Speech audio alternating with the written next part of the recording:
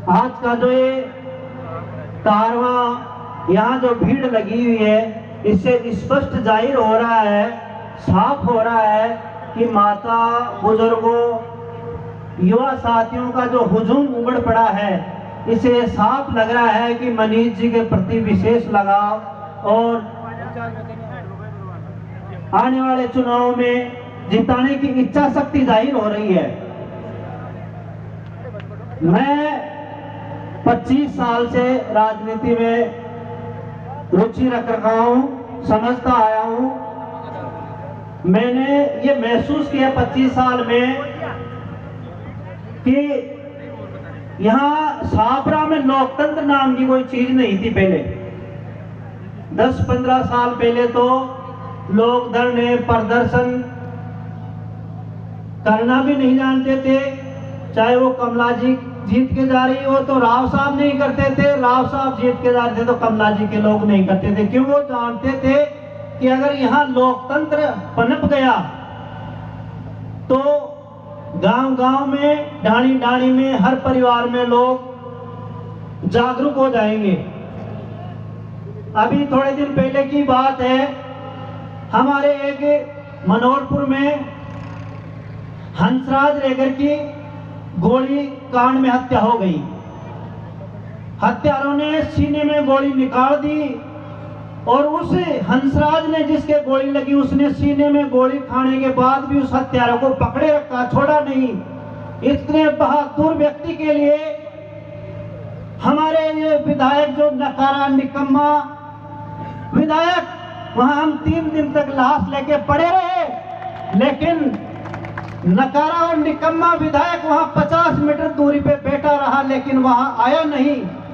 जबकि हमारे मनीष जी के नेतृत्व में हम 3 दिन तक उस डेड बॉडी को लेके बैठे रहे और प्रशासन से समझौता तब हुआ जब उस डेड बॉडी का अंतिम संस्कार हुआ। तो ऐसे लोग जो ना किसी की पीड़ा समझते हैं, और उन्होंने, विधायक साहब ने इतना नकारापन दिखाया कि जिला कलेक्टर ने उसके बहू को, हंसराज की, मृतक हंसराज की बहू को ये लिख के दे दिया कि इसको नगर पालिका में नियुक्ति दी जाए।